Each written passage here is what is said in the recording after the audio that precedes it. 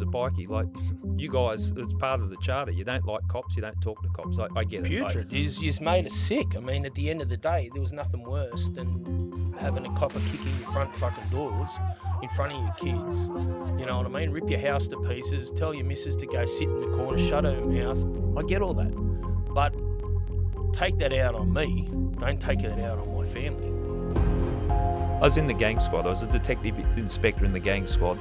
Just set the period of time where that stuff happened between the Comancheros and the Hells Angels at the airport. That's where the line was crossed, and I think it changed the landscape forever in law enforcement and OMCGs when that shit went down in the airport. You can't have people bashed like that in a public place. If you're coming at me as in, fuck you, you're a cop, we hate cops, well, stupid me is going to go, well, fuck you, I hate you too, and it escalates that way. I think, I don't think it serves either side very well. It's an evulsion of your circumstances, your lifestyle, and this is what a lot of people don't understand. There's a lot more underlying to so many members, a lot of traumas, a lot of things that members don't talk about. There's a lot of hardened men there that have been hurt and broken as young men, young boys. And looking at me as a man and understanding who I was a scared little boy inside a set of colours. The I Catch Killers podcast was a fresh start for me, as I left policing behind and started a new life. Over the years, we've laughed together, cried, and shared some powerful moments. Welcome to I Catch Killers. Welcome to another episode of I Catch Killers. This one's a bit strange because I'm not sure if it should be called I Catch Killers or the Clink. I've been invited up to Brisbane to sit down and have a chat with Brent Simpson. He's the host of the very successful podcast, The Clink. Brent's story is a little bit different from mine in that Brent was a sergeant-at-arms with an outlaw motorcycle gang, and I was a detective inspector at the gang squad. So, yeah, we shouldn't like each other. But Brent invited me to come up to his studio, and I thought I should take up the challenge. But I got to say, Brent ambushed me. I thought it was going to be a friendly chat, but Brent obviously had some things he wanted to get off his chest about the relationship between the world he knew and the world that I inhabited as a cop.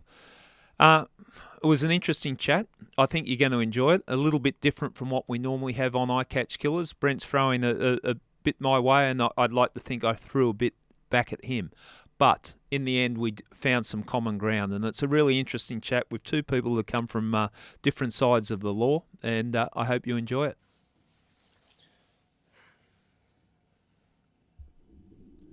My name's Brent Simpson. I'm the host of the Clink podcast, Stories of Redemption. I was a career criminal, drug importer, and involved in bike clubs.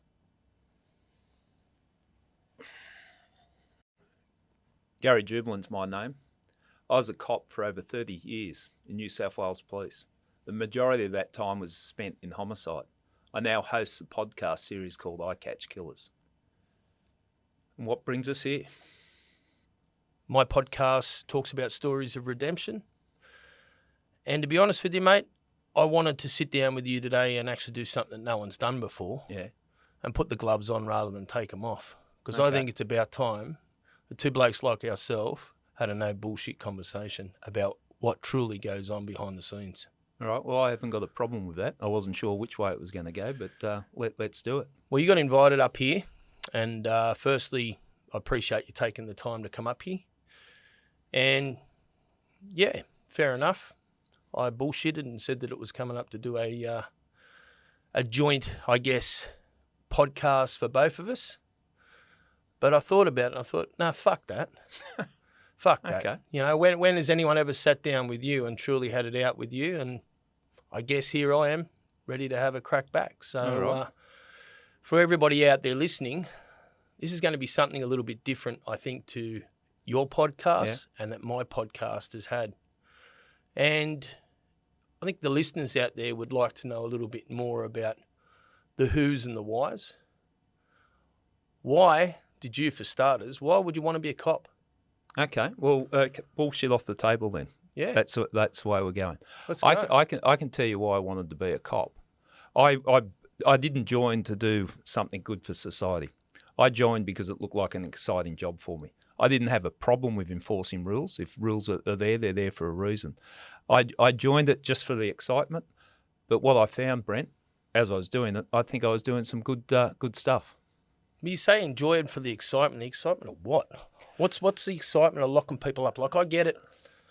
And I'll give you credit where credit's due. I'm not going to take it away from you, because I think what you have done in the latter part of your career, I don't know too many people that could have actually gone through those things, those traumatic situations, the cases that you worked on. And the credit to you working in a space where you brought pedophiles to the surface, you exposed them, missing beautiful young children.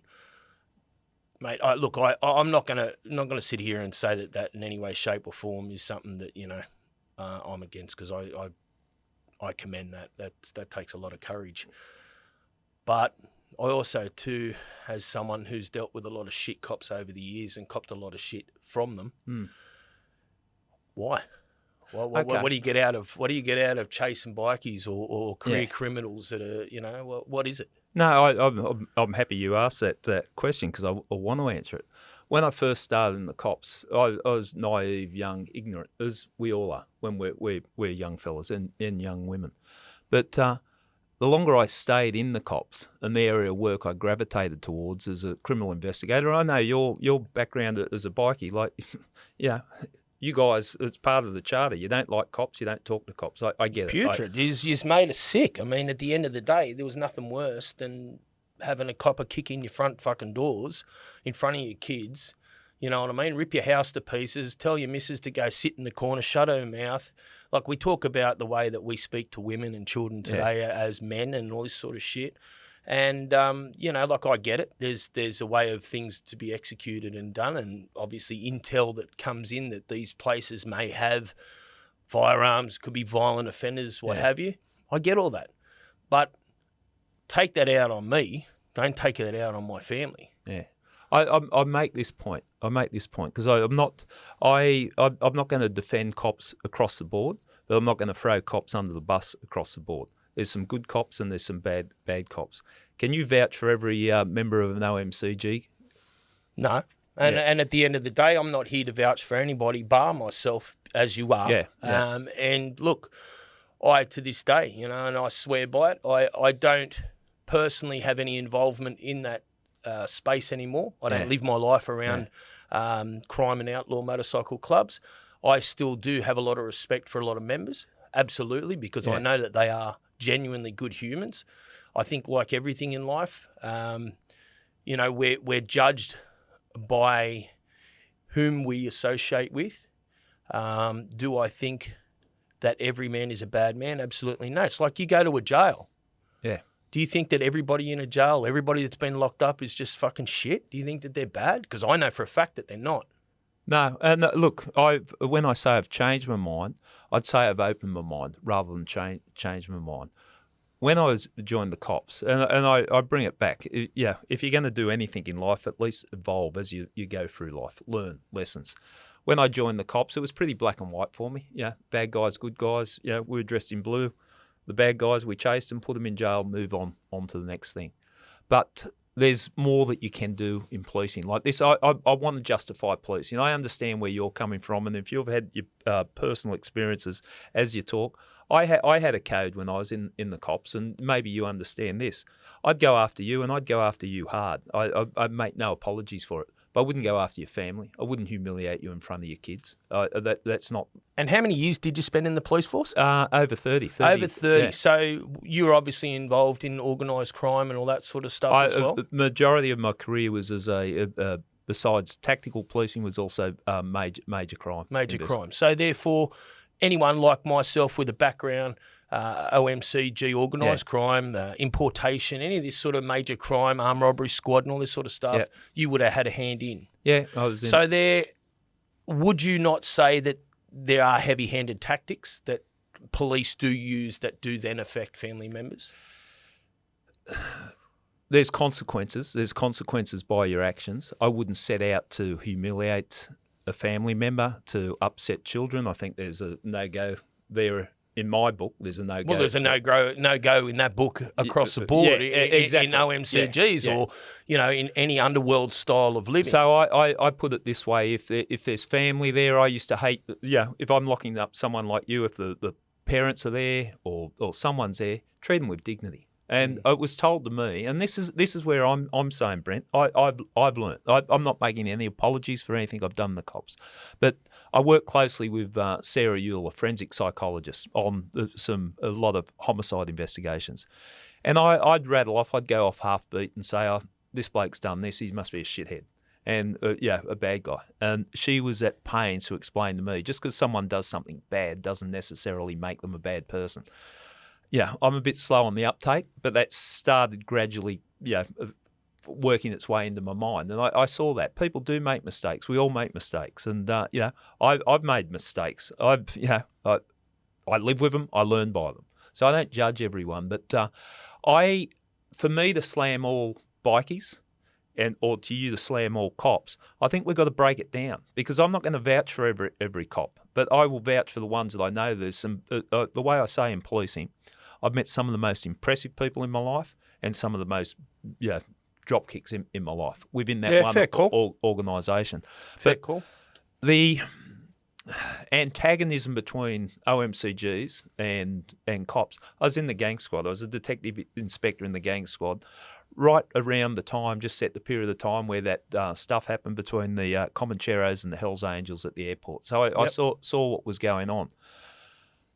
I think, and you might have a differing view, there was a perception that what goes on in OMCG gangs stays within the gangs and innocent people don't get caught up.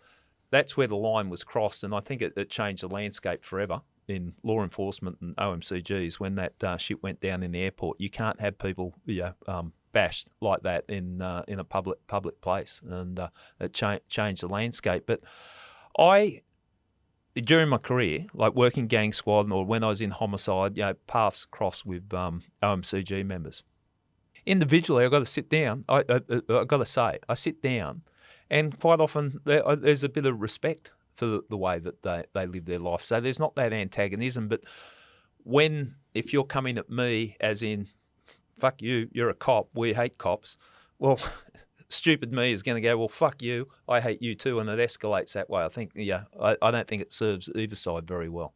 I know for me personally, and I'll make this very clear, I am and have no longer been a part of the OMCG lifestyle now for a long, long time. Yeah. I think 2010, 2011 was my final days of ever donning a set of colours. Right. I, as I said, to this day, still hold a lot of regard and respect for a lot of great men whom I grew up with as seniors, or, people I looked up to, someone who didn't have family, who didn't have brothers, who was brought around a strong brotherhood and a camaraderie. I can't speak for today, and I'm not about to speak for today, so I make no words negative or positive in reference to how things are structured today. I'm only speaking from my perspective of when I was. What I see today, I don't agree with a lot of it. You talk about crossing that line.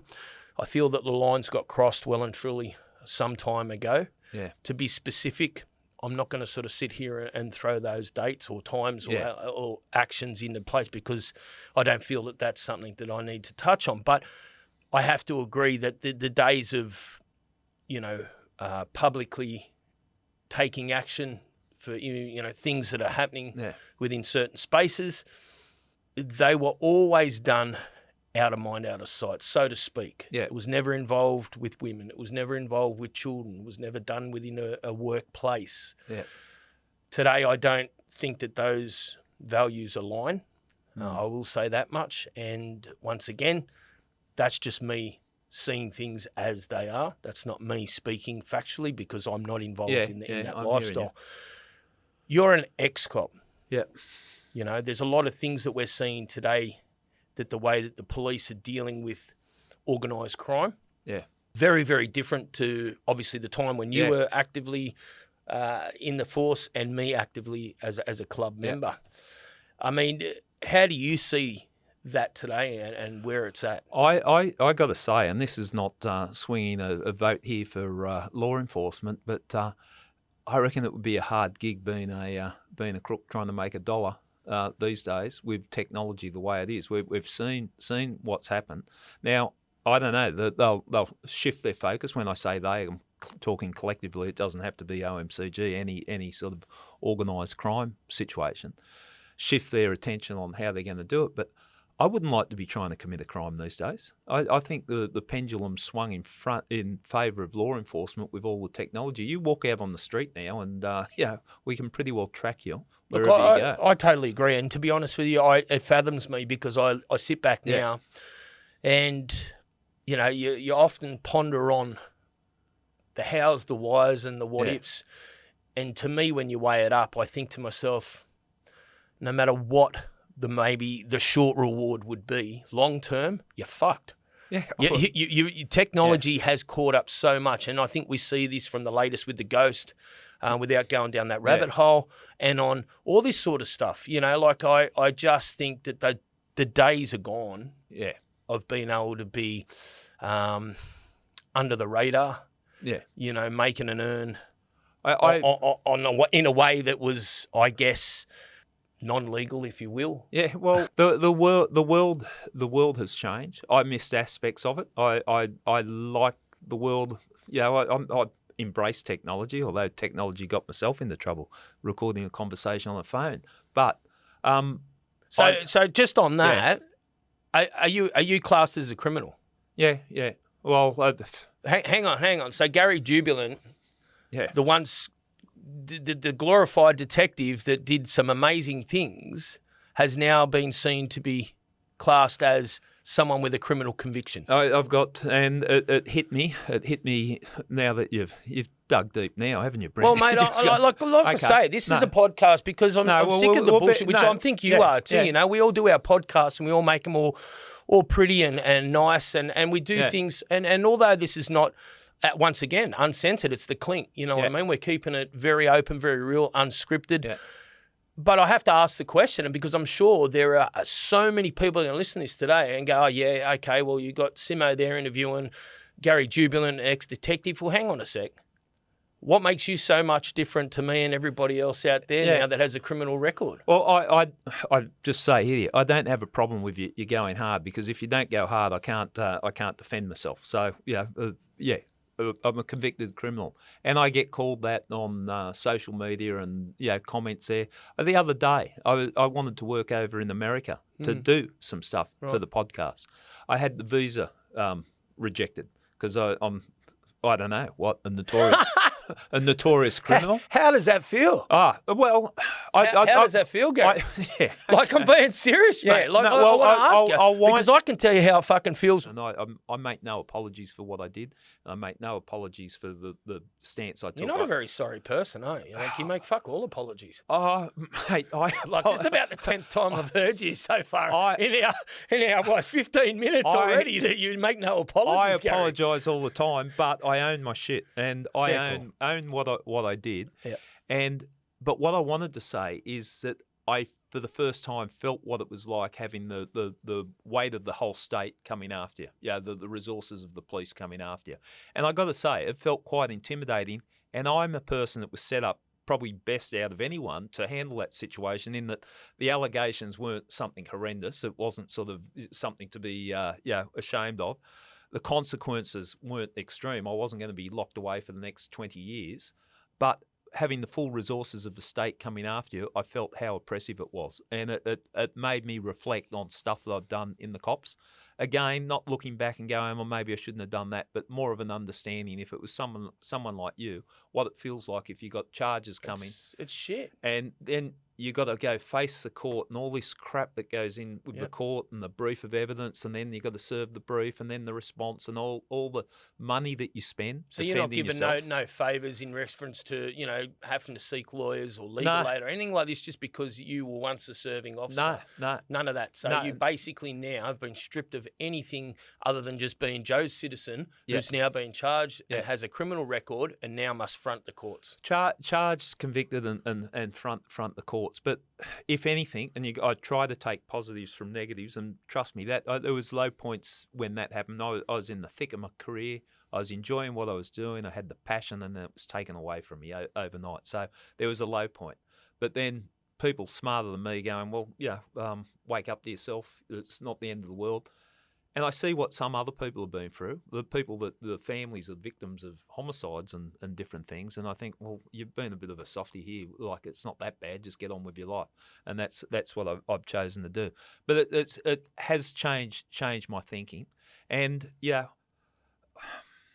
I'd like to think I'm a better person for it. I don't want to give credit to any of those idiots that caused all this drama on me. But I think I'm a better person for it. It's a more understanding.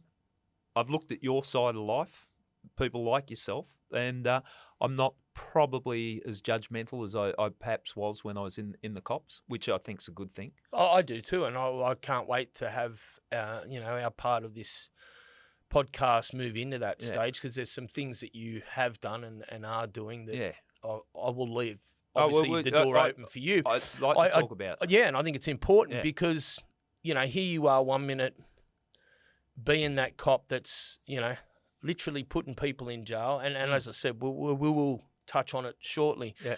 I just want to, and look, ask, if I can't go down this road, was this in reference, your charges, to a very sensitive case involving a young person who was missing? Yeah, it's. I don't want to discuss for the respect of the families and so on, saying names or anything like that. Yeah. But as someone who is a moralistic man and somebody whom came from a code and still lives by a code, it's just how it is, I personally don't look at you in that respect for what you have been alleged to have done. Yeah. You were trying to protect and get to the bottom of an unsolved matter that related to a child. Yeah, yeah. So as a father, as a human, I can't sit here and call you a piece of shit, you weak dog, and all this sort of shit. Yeah. Like, if we'd met 15 years ago and you were in the cops and all that, as far as I'm concerned, you are just a low cunt. You know what I mean? That would have been interesting. Well, there was every chance. You know what I mean? Like, I know 100%. Exactly what you're saying. But due to why you've been charged, and no longer are you any way, shape, or form attached to any police service. No, you're a podcaster. Who has a background, as I am. I'm not a criminal. I have no OMC connection as such. Today, I'm a father and a podcaster and a hard-working man. So we're on even ground there. But that's a tough call to see why you've now got a criminal record. Yeah. Look, life's not fair. Well, I'll mention the case because it's public record. It was 3-year-old William Tyrrell, the young boy in the Spider-Man suit that disappeared up at Benaroon Drive. Heartbreaking, absolutely distraught. And I ran the investigation for 4 years. I took it over 5 months after he disappeared and headed up. And then I was taken off because I was recording a conversation on my telephone. I didn't hide, with a person of interest, a person involved in that investigation that I wanted to speak to, that I might also add had lawfully approved listening devices in his house. So that's without getting in the nitty-gritty of the offences. And I'm putting people before the court, so I'd be a bit hypocritical if I go, I don't accept the decision of the court. My whole career was putting people before the court, so I just got to cop it on the chin. What I say, I'm not ashamed of it. I'm not ashamed of what I did. I didn't do it for any ulterior motive. I'm not some. I just want to touch that. I don't think you should be ashamed. I do find it personally, and I think there'd be a lot of people out there that what you were doing was a very honourable thing in reference to finding answers about young William Tyrrell. You got to there's. Because I was in the cops before the Royal Commission came through. I'm talking New South Wales. So I was working in the Armed Hold-Up Squad, and there was a lot of shame that came out of the Royal Commission about stuff that cops were doing. And I know in Queensland they had in corruption, corruption, and things that came out. So I understand what can happen is if you take shortcuts or just go one step too far. So I understand there, it become a slippery slide and you lose your moral compass. I've seen it because I worked in major crime before the Royal Commission came through. So I know the impact of it. So what I did on the Tyrrell investigation, I don't believe that it was a case of being corrupt. I was doing what I thought needed to be done to find out what happened to a 3-year-old child disappeared. And I might add, still to this day, 10 years down the track, and this is a sad part about it, we still don't know what's happened to William. No, absolutely. And if one thing, you say I have no regrets, the one regret I've got is that the controversy that I've been caught up with, the infighting between the police, really our focus should be on finding William Tyrrell. Like I'm not apologising for what I've done, but when I say, all this infighting or, all the games that are going on within the police, it's a shame that we're not all just heading in the same direction trying to find out what happened to William. But can I ask you some questions now that you've just let me finish for a second, because I'm still on the bandwagon of the fucking cops here. Yeah. And you're someone who the first person being able to literally sit down with and chew the fat over, because normally it's me on the other end of it getting hammered by your ex-mates. Mm. Thinking about the situation and all the values and the trust that you had within your beliefs of your career, do you feel that there's some part of corruption still within that sector? The way I look at corruption these days, especially after your experience, if you're not properly resourcing an investigation, if your focus is not serving the public, I think that's as corrupt as corruption was in the where people were taking dollars or people taking bribes and that, or letting people get off or fudging briefs. All that corruption that was exposed, that's bad. But I think if you under-resource things and don't focus on what the public's expectation are or give crime figures out there, I think that's just as bad corruption. So I reckon policing. This is my take on policing, and I'm not saying this to piss in anyone's pockets, but I'm saying we're public servants. As a public servant, it's pretty easy what you're meant to do. You're meant to serve the public. So a police force should be serving the public. What I see in policing organisations, and they can't attract cops at the moment across the country, which is really sad, because I think we're all served better if you've got good cops, is that there's people that are caught up with their own agenda, seeing what they can take from the cops, not what they can give to the cops. I always thought we're in there to help the community, do the right thing, do the work. That was my focus. The focus of the people I looked up to, the people I worked with that I respected, that's what we wanted to do. But there were certain individuals that were just focused on, what can I get out of the cops? How can I get promoted? What can I get from this? Which I think that's where it goes wrong. But corruption, I don't know. I have limited contact with policing now. Yeah. Sadly, that was sort of cut off from me when I was charged and convicted. But it saddens me that you're not getting good people in there, because... Are you looked at, though, by the police force now as another criminal? Certain members of New South Wales Police, but collectively the amount of support I get across the board is quite humbling. And it might just be a simple thing of someone coming up to me in the street and saying something. And the irony of that, I'm judged by certain people within New South Wales Police, not the whole of New South Wales Police, but other police forces don't seem to have a problem with me, or law enforcement agencies. I'll just basically clearly say to you that, I have nothing but respect for what you were trying to achieve, and I feel that, any low piece of shit out there that's gone and done what they've done to any child, people like yourself, they need more of to be able to take action. And we talk about, crimes, atrocities based around, children and pedophiles. And as someone who I am a survivor of sexual abuse, and, for me, it's been a very traumatic 44 years of my life is where it started. So, when I see somebody out there going into bat to try and prevent that from happening, or bring justice to a scumbag like that, how can I not sort of, I guess, look at it from a productive point of view? Yeah, okay, you were a cop, I was a crim, but at the end of the day, you can't go to jail and a pedophile walk through the main and get a pat on the back and a shake and a hand and a hug. It just doesn't happen. So what's the difference? Yeah. You know what I mean? Well, I do know what you mean, and you're quite right. Like there's crimes and there's crimes, and when you're talking a crime on a child, there's no mitigating circumstances, no excuse whatsoever. You say I don't have regrets or don't say sorry. My regret is if I knew I was going to be taken off in the manner I was, I would have gone harder. Instead of working 20 hours a day, I would have worked 22 hours a day. Like that this sits with me, that this is an unresolved issue. But yeah, I'm hoping the people that are working on it now, come up with something and get a result, because we need to get that result. But yeah, policing. And what I wanted to ask you, I'm not stealing it's an open book. podcast, No, mate, go for it. I said to you that I'd cop it. Literally like the punt.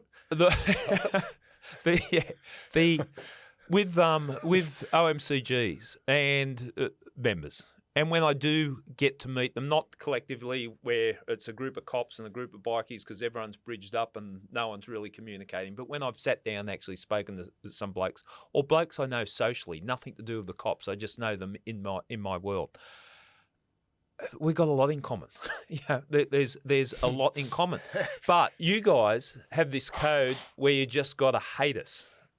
Now, where does that come from? No, fair call. I'm going to answer. So let me just take it a step back even further for you. So before a lot of members, and I say this as a general thing because I can. Yeah. There's a lot of members out there who end up joining clubs because of, one, a camaraderie, a brotherhood. And I'm speaking of when I came into it. I'm 48. I was involved since I was 17, 18. I started hanging around with clubs. I was a street kid from Campbelltown. And, back then there was the Rebs that were very, very strong, the Bandits, and in that inner city, sort of inner Western Sydney sort of area. As a young person growing up on the streets, it was tough. It was hard. What you had to do to just keep shoes on your feet. As you're growing up, you're doing whatever you're doing to make money to survive. Then all of a sudden there's a bit of street cred. So, at that stage, you're not looking at becoming a member of an OMCG.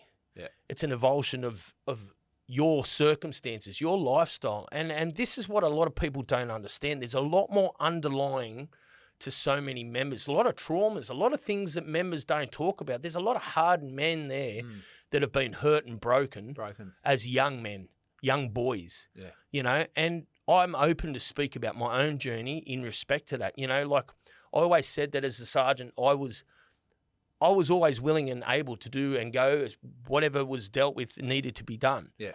But stepping away from that and looking at me as a man and understanding who I was a scared little boy inside a set of colours. Now, the colours never, ever made the member. Today, I can't say once again that may be how it is. But back in the day, you had to be able to stand on your own 2 feet. It didn't just come to you. You weren't just handed a set of colours. It had to come with a lot of hard work, and you standing up as a sort of a strong person, a reputable person, someone that could turn to your brother and know you got your brother's back. Your brother could rely on you. So much more involved than what the public perceives it to be. It wasn't always based around money. You couldn't buy your way in. Yeah. You had to earn it. A lot of brothers had died over the years, for you to wear a set of colours that have been worn by men that have lost their lives, that's huge. So, where does the hatred come into all that? The police would be so hands-on back then. Like I can tell you now, Campbelltown Police Station was rife with it. They would flog the fuck out of you. This is before they brought in all the cameras. There was that many black spots in that police station. Yeah. There was one sergeant that I knew that knew my story, and he's passed on now, and I'll give credit to him. He would, whenever I knew he was on, there was every chance that I would get bail. Yeah. Because he knew that I had nothing, and he knew I was copping a hard time. I was a shitbag. I was doing what I was doing. Don't worry about that. I won't deny that. You know what I mean? Like I'm for what I've been charged with, I'm guilty of. There's no denial of that. To date, let me just put that in there before we go any further. To date, I was just about to caution you. To date. I just want to put that on the fucking record. Well, that's not even. But hear me out. So therefore, there was a lot of heavy-handedness, a lot of floggings, a lot of, like you get put in the back of the bull wagon, you'd be having your head punched in while your hands are cuffed behind your back. Now, you can't cuff juveniles with their hands behind their back. Yeah. Back then, they would. They'd flog the fuck out of you. They'd drag you through, throw your head first into the cells. Like, the shit that we used to cop was unbelievable. Yeah. Now, people think that that's all bullshit. Thankfully, a lot of commissions and that have brought all this factual evidence to surface, and the heavy-handedness of police has been exposed. Yeah. To answer your question, that's where the hatred begins. Why would I respect walking down the street some prick that I know that's taken me in handcuffs behind my back, flogged the fuck out of me, laughed at me in front of his colleagues, and they've all sat there and thought it was funny, kicking me while I'm down, watching me screaming, and at that case as a young kid, sometimes in tears, begging them to stop. Why would I respect? And then it grows and it becomes more hatred than obviously that next level. Okay. You move into that sort of, from that street cred, you're moving into maybe a space of becoming a nom or a hang around for a club. You naturally already have that hatred for the law. You talk about that 1%. I've been molded in to become that 1%er. Yeah. That person that is going to despise you as a cop or you as a law authority. Look, when you explain it that way, Brent, I get it, and I break it down in my simple mind. How would I react if that situation?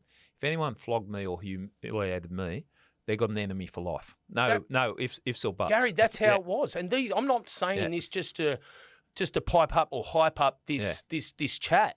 These are facts. This has been proven beyond doubt that these acts took place, especially, and I'm not just talking about Campbelltown Police Station. This is across the nation.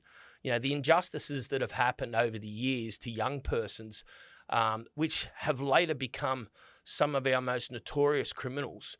I did an interview with Bernie Matthews, God bless his soul. Yeah. A beautiful man, a very intellectual man who I had the honour of having on my podcast, The Clink. He was in at Grafton. Now, Grafton was the old sort of place for the heaviest. It's what Goulburn Supermax was. Yeah. In its day. In its day. They'd literally come off the truck. They were beaten. They were stripped naked. They were like the atrocities that occurred to those inmates. He said to me at one stage there, I think there was maybe one out of that wing or one out of those, say for example, I think there might have been 14, don't quote me on that, the exact number, that did not become a murderer or some crime of atrocity or some horrific crime that they committed down the track. Why?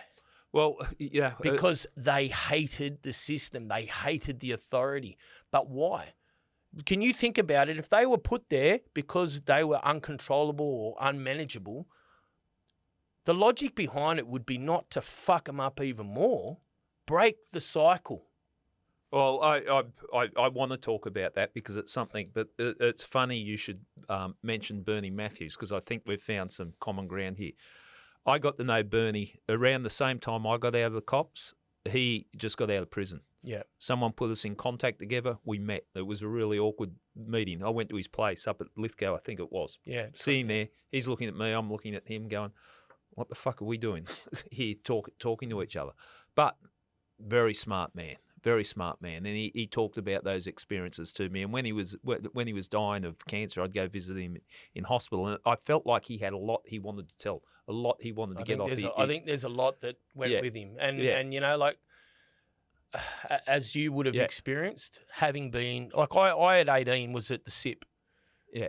That was a scary place. You're looking at 5 years plus, most blokes. I was doing 2.5 on the bottom. At 18. Brent, I think there's something, we get back to the rivalry with the cops and the bikies or cops and crooks or whatever. It just shows like one bad cop, the impact it can have. If a bad cop, if that's your experience, you can hate cops for the rest of your life. Similarly, you can have one cop that you might think decent person, and I've heard people in your situation say, well, there was this one cop that was a decent person. That can change the path of their life. But Bernie taught me not to judge. Not taught me, but helped on that journey. Looking at, okay, what are we doing? What are we doing? Like, do we have to hate each other? Bernie and I, when he was operating and I was operating in the stick-ups and he was robbing banks, if we met each other, we'd probably shoot each other. Yeah. But just to touch on that, Yeah. and here's just a little bit of fact, which Yeah. you would already know Yeah. because you've interviewed. The one thing that Bernie always said is he never intentionally went in to do an armed robbery Yeah. to ever use the gun. Yeah. He Yeah. never went in there with intention to hurt anybody. And really, And he swore by yeah. that. And a really interesting fact, not just with Bernie, a couple of armed robbers that I've spoken to since, they didn't know about post-traumatic stress and all that stuff. Correct. They'd walk out of the bank, and I think Russell, our good mate that also sadly passed away, walk out of the bank thinking they're good people because they didn't hurt anyone. Yeah. But they hadn't, at that stage, even comprehended the trauma that comes from it. But look... But you don't. And I did my time and I paid for my crime. I got done for commercial importation. Yeah. At that stage, did I think that the ongoing flow would be detrimental to the community? No, it wasn't something in my mindset that I thought about. Yet, have I been affected by people with addiction and through addiction and committing crimes to people I care about and love because they've gone on a rampage? Absolutely. Yeah. So did I contribute back then to that part? 2009? Absolutely. I was, I had and I did, and I convicted and done my time for it. At the time, they wouldn't have been thinking about, like you say, the trauma or the PTSD that was left to the teller or the public in the area of the space of what took place. I think we find common ground there. You're talking about your dealings with the drugs, and you didn't understand the drama that flowed on from that. You got Bernie robbing banks and thinking he's been a good fella because he didn't shoot anyone. You got me just if you've committed a crime, I'm going to lock you up. I'm going to play hardball, lock you up. No one really, like when I was locking people up, when I was in the cops. Started to evolve a little bit more towards the end, but I didn't really have time to think about if I was locking you up. I wouldn't be concerned about what was your upbringing. Did your parents love you? Were you brutalised or Not whatever at all. happened? It would have been, got one, where's the next one? Yeah. So we all look back and we learn. I think the fact that we're sitting down and discussing, even though you fucking ambushed me, but we'll I mean, look, at the end of the day, I didn't know how else to go about getting you here. And look, I'm not mates with cops. I don't speak to cops, as simple as that. And I'm sure you have very little to do with crims other than through your podcast. I felt that I've got enough front to sit down and ask somebody who knows. Yeah. And I know that you're going to actually come back at me. So why not put the gloves on and have a crack together? Because, I mean, at the end of the day, it's me and you. Yeah. There's the cameras here and the mics, and, mate, it's as real as you're going to get. Yeah. No, well, I respect it. And the fact that you asked me up here, because I would assume that Don't assume. Okay. Don't assume. No, never assume? No. Okay. I don't like to assume. All right. Well, I know that you'd get some shit flowing your way, just mere fact that you're sitting in a room talking to me. That's life. And I think that's what you have to realise is, doesn't matter. Nobody's going to sit here and say, that they appreciate you and like you for everything you do. Yeah. There's people out there that couldn't stand half the people that I may interview, or me sitting here now questioning you on my podcast. And I use that word, questioning. I don't even like to use that word because it seems to relate. I should just play hardball like you guys did, the hard nuts that I'd interview. Just fucking sit here and stare at you. Just well, not you say can, a word. But it'd be fucking boring. It'd be a boring podcast. And the thing is, let it be known, I didn't pay for Gary to come up here. He paid for his own fucking flight. So he's stupid, isn't he? At the end of the day, like he come up here with literally, I'm not going to use that word. Yeah. I think you would have thought that you're coming up for a happy, bubbly chat on the because our season is based around giving people the tools to bettering their lives. Yeah. Funny enough, though, and I think that you do have some tools there that we will be able to pull out and leave in the toolbox after our episode that will help people. And that's the other side of it, without sort of pissing in your pocket. I know that you've been doing things from a different side of life. I guess Yeah, if I can say it a little bit more from my perspective, from Yeah. other inmates out there perspective, from other persons out there with criminality's perspective, no, you're not a criminal, even though you've been convicted now and you have been charged and you know what it feels like to be rejected for a visa, suck shit. And I was very... and I mean it, like, suck shit. Because, do you know how many fucking times we try to go for visas and get knocked back because of misdemeanors? But yet, yes, okay, look, not all of us have got misdemeanors. Some of us have got some serious crimes.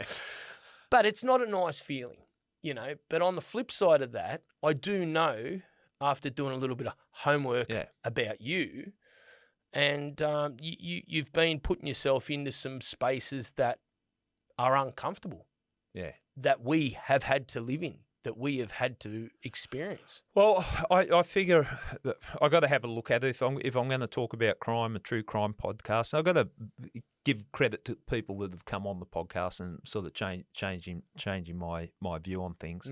But what do you do? I'm not a big one in that. I think people within the police, certain people, I'm talking like a very small group that went at me, wanted to break me, and I'm thinking they don't even know who I am because they weren't going to break me. And I look at it this way: what's my best form of revenge? Have an interesting life. My life's interesting. Yes, you ambushed me coming up here, but that's not a bad interview. That's one for us, Crims. But oh, Gary, I'm going to actually claim that one because I tell you what, it'd be the first time I ever got to ambush an ex-cop. And maybe I'm losing the sharpness because you dropped the ball, mate. You didn't do enough investigation. I should have seen that coming a mile away. But I think it's worthy. I think it's worthy that we have. We're sitting here now. Finally. I think it's why I come up, why I want to sit down with you. I think it's interesting, and it's not lost on you or I. Like, you did what you did, and you did it very well at your time. I did what I did very well, and never the two should meet. I get that, but I've been listening to your podcasts. Yes, I'll say it. I listen to your podcasts. Yeah, and I've heard a couple of yours. Yeah, I've got to say you do a pretty good job. But even when I think you started just before me or whatever, but around that time. We're kicking off close to about 4 years in the game. Around that time. And I thought it was really curious. There was a mutual friend sort of suggested we get in contact or whatever. Or you might want to speak to Brent.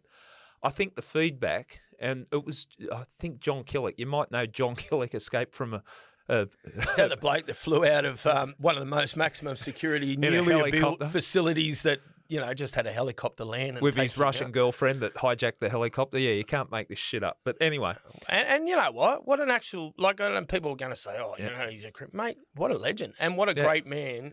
He said, I'll speak to Brent, because I was speaking to him, and he came back and I said, he said, I spoke to Brent. I don't think he wants to speak to you, and a few other F this, F that. And my response. You can say it on our podcast. You're not restricted on ours. Okay, well, you've got guidelines. Basically, the response was, I spoke to Brent, and he basically said, fuck off, you're a copper. And so to wit, I said, well, tell him to fuck off. He was a bikie. And I don't know where we found ground from there. But that was the first thing. And then I was listening to your podcast, and I was genuinely listening before, anything that I'd get to know you or whatever. I was curious about what you're doing, and I found it quite interesting. And then, you're running the Clink podcast. I'm running I Catch Killers podcast. You're a bikie or ex-bikie. I'm an ex-cop. We shouldn't be talking to each other. No, but as fate would have it, you tricked me. I mean, the reality is, I look at it this way. There is that absolute line of you don't cross. We're not discussing anybody, anything. I'm not asking of you to throw anyone under the bus. Yeah. There's no statements or allegations or crimes being discussed that's going to implicate anybody or anything. Yeah. This is purely a conversation between somebody who had a past in the law and somebody who was in the past had a career criminality. Yeah. So if anything, I think this conversation today is to actually benefit people out there and understand a little bit more about who and why. Yeah. And also too, I guess, touching on the fact, and I didn't know that you now have a criminal record. I can't help but keep chuckling to doesn't carry a lot of street credibility. It's a pretty cool fucking thing, actually, to finally sit down and think to myself, this decorated officer or ex-police officer is now a criminal. Oh, look. I joke. I didn't get a certificate of service, but I got a couple of charge sheets. So you put the certificate of service in your home in a frame. Yeah. I just want to say something because I'm just reflecting on you're saying how cops, if you get a flogging, and then how they react, how you guys. Well, if I cop a flogging from the cops. But it's not a flogging. This is the word we need to change. This was an ongoing, constant, all the time. You were guaranteed to walk out of the police station bruised, black-eyed, bleeding nose, busted lip. You were 100%. This wasn't just me. Yeah. This was every young person in that era. Yeah, well, a different era, and well, it's not. It was your era. Yeah, but my era, I feel like a dying breed. Like my era was a long time ago. But I understand that world. I understand where things were pretty willing in the police station. But the point I wanted to make, I'd also seen people in the charge jock jump over and belt some, it might be a female police officer or, just some little dude that, never been a violent person in his life. Oh, fuck off with your little dude, never been a violent person in his life. Mate, you fucking blokes get put through a whole heap of shit at the academy, whether you're big, small, short or tall, fat or skinny. Whatever happened to the fucking copper that had to be 6 foot tall and bulletproof, and now they put in all these little fat fucks that couldn't even run themselves in a 10-metre race, let alone a 100-metre dash after a crimp. Gone are the day of the 6 foot cops, although I've seen some little cops that can go, but not all of them. There's a 7'4" one in town. I saw a picture of that. That's incredible. Huge. But what I was going to say, I feel like I just needed to defend the police here a little bit in about the resentment that you get where you're treated that way. Cops, not all cops, but the hard-working cops, sometimes they put themselves out there and they're constantly being abused and all that. And, that might be where they cross the line. You know how you talk about how inbred that hate is? Well, if a cop turns up every day at work and's getting abused, getting bashed, getting injured and all that, maybe you change a little bit that way too. So I think we got to just balance it out a bit. No, fair call. Then change your fucking job. Yeah, well, don't be an outlaw, mate. Don't ride around with colours on your back. Well, even when you're not, you're still classed as fuck. I mean, look, I get pulled over now and it's an instant intel check. I had a highway patrol officer pull me over only a few months ago. And I mean this sincerely. This is not being a fucking goose. Yeah. This is being really honest. Yeah. So he pulls me over and I said, what was the problem? He says, oh, mate, it's 100 k's only going 106 or 107. I said, oh, shit, apologies, rah, rah. Goes, just your license, please, and goes back to his car and he goes, I'll be back in a second. Comes up and he goes, so you got anything in the car? I said, no. I said, you're welcome to go through it. He goes, so are you still with the OMCG group? Yeah. And I said, what? He said, oh, well, I'm just asking you the question. Can you answer the question? I said, no, I'm not going to fucking answer the question. I said, all I'm going to say to you is this. That's how pathetic your intel is. And he goes, oh, hang on a sec. No, to be. I said, no. I said, I'm fed up with this. Yeah. I said, 2010, what year are we in now? 2024.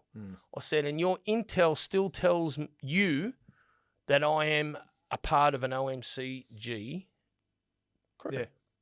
And he turned around and he said to me, he walked away and he come back and he said, listen, he said, I can understand you firing up. I said, well, no, I'm sick of it. Yeah. I said, that's not my life. I said, but once again, I said, 9 times out of 10, if that had happened in the past, I'd know. Because he'd sit in his car next minute, you'd see him come from everywhere, right? So you knew the squad was coming. Yeah. That didn't happen. But what he did say to me was that they never remove that sort of intel from the computers. Yeah, well, that it's there. So no matter whether you turn into a priest or you give your heart and soul to whatever else it is out there to be doing good in this world, in this community, we talk about constantly being, I guess, judged or looked at. And I'm not sitting here saying that he was just doing his job. I got caught doing 6Ks or 7Ks over the limit. That was on me. But the intel that was on the computer that he didn't know me from a bar of soap that looks at that and goes, well, hang on a sec. he's a club member. Yeah. And next minute I'm getting turned upside down, which I didn't, but could have, and it has happened in the past, turned upside down on the side of the M1. Well, see, like For what? Well, you're right. You're right. But what I'm saying, credit where credit's due. At least the cop didn't escalate and get his back up. No. That's what I'm saying. I'm not sitting here saying he did wrong, and I'm not. But you make a valid point there. Like, we look at, and I'm thinking if I was a cop pulled over, I would look at you links to OMCG, and then you're thinking, but that was 2010. That's 14 years ago. Look again, and you laugh at this one. Just after I was charged and it became public, I was driving with my son. I'd been up to help. My mother was moving, so it was a Sunday morning. We don't have the tickets anymore on the registration. My car registration expired the day before. I get pulled over, highway patrol, and it didn't say. I think I didn't say. I think you know who I am. I'm in the cops because I wasn't in the cops I'd been charged. So you're Joe Citizen. I just where are you off to? And I said, I'm just coming home. Have you had anything to drink? And I had 2 beers last night, last at 7 o'clock or whatever. It's 10 o'clock in the morning. And I smell alcohol. And I said, that blew me. And it came back negative. Obviously. And he's gone, that's interesting. And then went and sat in the police car, and I could see him on the phone, smiling, laughing. No doubt by that time he knows who I am and what. Comes back, I want to do another test. And I know I'm within my rights to say, enough is enough. Came back, my son's sitting there. My son's an adult, like he's in his 20s, sitting there in the seat. Blow it again. This cop was just humiliating me, just degrading me. I'm sitting there just, okay, don't snap. And then he looks at my son. Have you been drinking? And what fucking relevance is that? Well, that's exactly what I wanted to say, but I just let my son answer it. And no, I haven't been drinking. Well, I'm smelling alcohol. I said, I've just had a mandarin. Maybe you're smelling mandarin, the skin. Went on and talked about, your car's not registered. I said, I'm sorry. When did it? The day before. I'm sorry. What have you been up to? Well, I was actually helping my mother move, not that it's any of your business. I was kept there for about 20 minutes, and then I just got the shits. I said, you've had your fun now. You either write me up a ticket or just leave me alone, but I'm not playing this game anymore. That one person just pissed me off so much, I hated cops for a long time then. Yeah. Just the one. And I was saying to my son there, that's why people get a bad name, like the way he was treating me. But he was having fun because now I was the ex-cop or the shamed cop, and he's a little highway patrol dude that was just going to make life hard for me. Fucked your day. Yeah, and humiliate me in front of my son. And for someone like me, and I understand... And that goes back to what I said to you earlier in our chat in reference to, and I get it. Yeah. I get it. Look, you have intel on, hypothetically, I'll use me as a case where... You got intel on me. I've allegedly sold CBD oil to an undercover police officer through my Instagram. Next minute, you're kicking my door in at 4:30, 4:45 in the morning, waking my kids up. My kids are freaking screaming. The wife's freaking out. And I'm basically, obviously, well aware of what it is that you're doing. But you're coming through like, a bullet at a gate. Yeah. For what? Yeah, I know. And there's no need for it, really. I don't think. Like, I can't sit here as this innocent. I played hardball when I was in the cops, but I had my moral code, and we talk about moral codes. I think it's important. Bikies have moral codes. I can understand a moral code that you guys might have. I mightn't agree with it, but I can respect it. Okay, well, if this happens, we're going to do this, blah, blah, blah. I understand it, but if power corrupts, you have power as a bikie. I think you got power. You can walk into a pub and create all sorts of dramas. People are going to back off, and it corrupts. Cops have power, and power corrupts cops. So you need to check yourself on it sometimes. Yeah, no, fair call. So have you had your fun with me yet? Oh, far out. Do you know what? Like, I'm going to say, and I'm glad that we got to really just... I'm glad we got to butt heads a bit there, because I feel like I said in the beginning, it needed to be had. Yeah. On a serious note, though, there is a sort of a meeting place, I guess, where we're both come to, I don't even know what should we call it? Happy place? Why are you punching your fists together? Should I go? Because we've still got our gloves on, go remember? get the- We jumped in the ring to have a crack at each other. All right. The gloves aren't off yet, and I'm sure there's a few lefts and rights you want to throw back I know at I've got me. one good fight left in me. Look, we're both trying to make a difference in this world today. Yeah. Put aside our past. Yeah. We're Joe's citizens. Today, you're not Okay. you're not an officer of the law. I'm not a career criminal and bike club member. What I am is a man that is compassionate, caring, and trying to help people in a better way through their choices of life, using my lived experience as you can do as well. Well, forgetting everything that's gone before with our differences, one thing that I think we're on the same path, and I know, like, you've done your research on me before I've come here. I'm stupid, and you got me up here, and I thought it was a fluffy, sing Kumbaya, and I'm pocketing it. It's a keeper. Now, you've done a lot of time in jail. How do you feel when you come out of jail? Are you angrier, or what? I used to... Look, Gary, why don't we just stop here and we'll talk about this in the next episode of The Clink. Okay, can we also call it I Catch Killers? Clink and I Catch Killers. Come on, you got to compromise. Righto, it's going out on both platforms, this one. Yeah, beautiful.